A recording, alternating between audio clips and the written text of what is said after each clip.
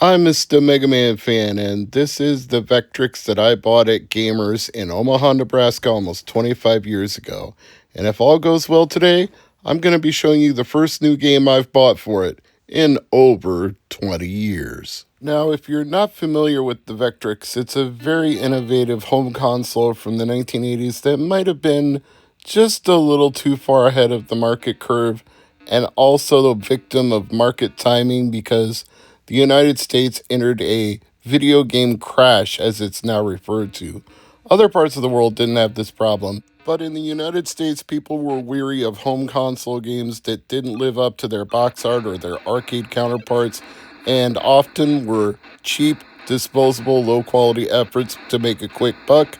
And then the games started getting discounted heavily because there were so many of them on the market and nobody was buying them, and everything retracted inward into itself in a big crunch. Had the Vectrex come out just a little bit sooner, it might have avoided being swept up in this big retraction of the video game market, but it was a big ask at the time for people to invest in another console if they already had an Atari, a ColecoVision, or an Intellivision.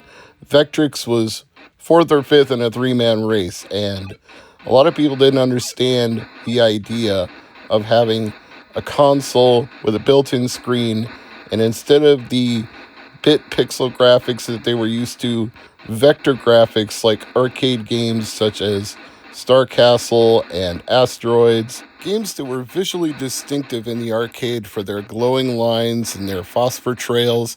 They just struck a chord with me as a kid, and I would have loved to have had a Vectrex, especially since, like a lot of the arcade games, Vectrex games came with color overlays that you could fit on the screen to add a splash of color to that black and white display. Arcade games, it was built in, but with Vectrex, it was interchangeable, just like the cartridges that you could play the games on. Although, for first-time buyers without any cartridges, it came with this game built in, Mindstorm. But once you put a cartridge in the side, it loads up whatever game you've got instead of the default game. If you'd like to know even more about the history of this innovative console that just unfortunately didn't succeed in the marketplace, I'm going to link in the description to a video from the recently retired Norm the Gaming Historian. He has a great piece explaining the history of the Vectrex. But now, we're going to look at a brand new game for the Vectrex that I just picked up at the Midwest Gaming Classic in Milwaukee, Wisconsin over the weekend, and it's called Vec Ribbon. Some of you in the know may have already guessed from the name of this game that it draws spiritual inspiration from a very interesting PlayStation game called Vibribbon, and that game was famous for loading the entire contents of the disc into the RAM of the PlayStation itself. So once the game was loaded, you could take the game disc out, put in any audio CD that you wanted, and exercise complete control over what track you were playing the game to. And I do mean playing the game to, because the game modified itself to match the beat and tempo of whatever track was playing.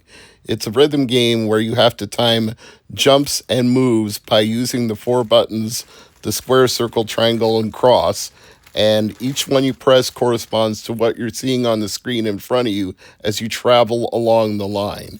And just like that game, Vec Ribbon does the same thing, only there's no way to load new audio into this one, so you just have to use the preloaded tracks that are on the cartridge itself. Now, if you hear a little bit of humming in the background, I want to assure you that's normal for a Vectrex. That's just how they all are. Other users report the same thing. Mine has been that way the whole time I've owned it. Some are noisier than others, but the vector display makes a distinctive noise when you use it. Now, I did mention earlier in the video that I've bought other Vectrex Homebrew games in the past, but it's been over 20 years now since I picked one up, and this may have the nicest presentation of any of them I've bought.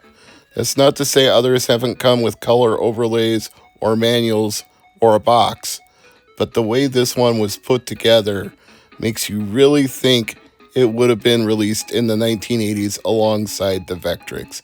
There's no plastic clamshell with a cartridge and a folded up piece of paper inside. This is the real deal. You can tell by what they say about the history of Vec Ribbon that this was a labor of love for them.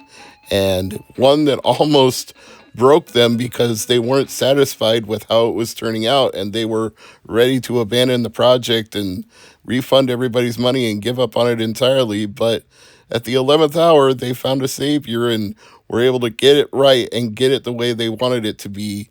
And I just happened to have the good timing to be at Midwest Gaming Classic this year when it finally got released. So I saw it and I was super excited because I had forgotten it was even a thing. And suddenly I was like, oh my God, not only can I buy this game, I could take it home and fire up the Vectrex for the first time in forever and enjoy a game that's just like a PlayStation game I already like. How sweet is that? The game's introductory level eases you in very nicely, getting you used to using the first button, which is your jump, and then your second button, which is your dip. And as you go along, it's going to add more and more things for you to do, and sometimes combinations of buttons that you have to do at the same time, which again is just like Vibribbon. If you've never played it, you might want to give it a try. But if you're already familiar with it and you own a Vectrex, well, this is your lucky day. Look at how sweet this is. The music is really nice. Chiptunes are great here. And the style, it's just got the right feel because a Vectrex controller has 4 buttons, just like the PlayStation controller has 4 action buttons. They've only got 1 stick, unlike some PlayStation controllers from back in the era of the Vibribbon game that would have had dual analog sticks, but you don't need 2 sticks because you're not even using the stick in this game. You're just using the 4 buttons. You just have to hit the timing, and the better your timing is, the more points you're going to get. And if you miss too much, you're going to lose your life. Unless you go into the options menu and turn that feature off. You can actually play a deathless run if you want to get familiar with the tracks. You can also just choose any track you want. You can also turn on and off some of the effects. There are a lot of options in the menu, which is thoughtful design by the game creators, and I appreciate that. I'm going to be honest when I say this. A video, even one filmed in HD with a nice close-up of the screen, may not do justice to the warm glow that you feel when you sit in front of a Vectrex playing it. If you get it at the right height on a table or a desk, and you hold the controller in your hand, and you're looking at that screen while you're playing, it feels like you've transported yourself to an arcade from the early to mid 80s. It is a remarkably warm and comfortable feeling. If you are nostalgic for that era, Vectrex delivers it in a way that no other home console can do. You can play vector graphics games on an FPGA console, but it's not gonna feel the same. Vector graphics, when they're drawn this way, are totally different from any attempt to recreate them in a more digital, pixelated format. They can emulate it, but they can't quite recreate it. If I sound enthusiastic about the Vectrex, that's because I am.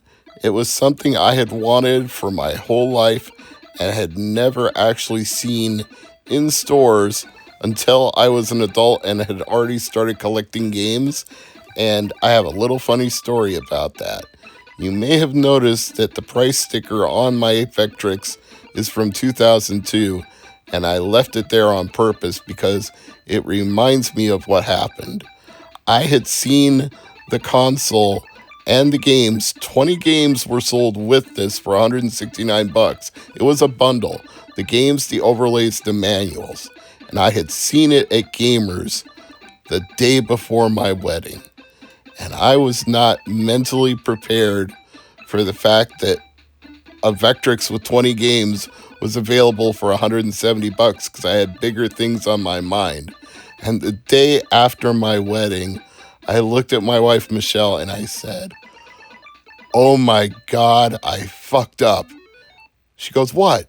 What did you do?" I'm like, "There was a Vectrex at Gamers for $170, and I was so busy with our wedding, I didn't buy it." She's like, "Okay, no problem.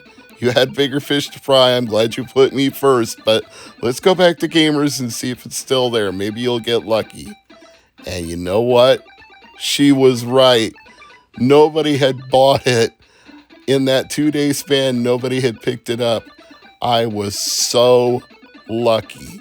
I could not believe that I was getting a Vectrex and 20 games and 20 overlays and 20 manuals for $170. So that is a very happy memory for me, and I am so glad it still works to this day. And now I have a new game to play on it, Vec Ribbon. So if you love Vectrex, you might want to pick this one up.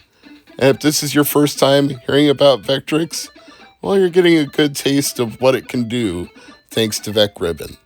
This is a very faithful, spiritual successor to the original Vibribbon, and I can't praise it enough for that. So I love this game. I love my Vectrex, and I hope you loved hearing about it. And if you want to hear more, check out Norm the Gaming Historian, and you can learn the entire ins and outs of Vectrex and what happened to it and why it should have succeeded in the market, but it just didn't. I'm Mr. MegaManFan. Like, share, comment, and subscribe. You know all the things to do. And as always, thank you for watching.